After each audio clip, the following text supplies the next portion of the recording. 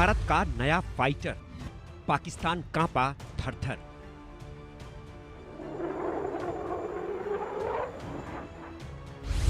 आसमान का पहरेदार, दुनिया देखेगी नया अवतार।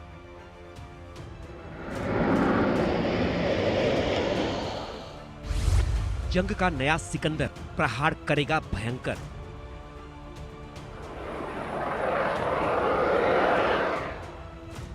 वो राफेल से खतरनाक होगा, सुखोई से कई गुना विनाशक होगा, तेजस से कई गुना तेज होगा। आसमान का ये नया पहरेदार दुश्मनों के लिए काल साबित होगा।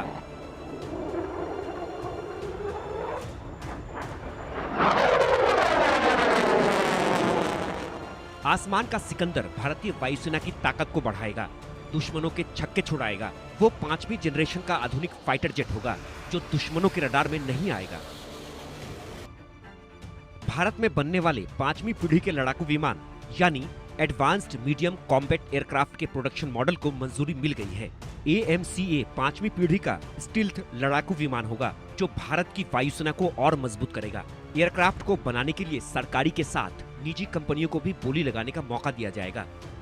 ये आत्मनिर्भर भारत अभियान को मजबूत करने की दिशा में एक बड़ा कदम है। भारत जंग का नया सिकंदर तैयार कर रहा है जिसकी आहट ने दुश्मन की नींद उड़ा दी है। हिंदुस्तान के इस महाबली ने पाकिस्तान की धड़कनें बढ़ा दी हैं। उसकी ताकत के बारे में सुनकर शहबाज परेशान है, उसकी झलक देखकर जिनपिंग हैरान है। दुश्मनों की नींद इसलिए उड़ी है क्योंकि AMCA राफेल और सुखोई से छोटा लेकिन तेज होगा। इसकी रेंज 1000 किलोमीटर से ज्यादा होगी। इसमें स्वदेशी AL-51 इंजन विकसित किया जाएगा।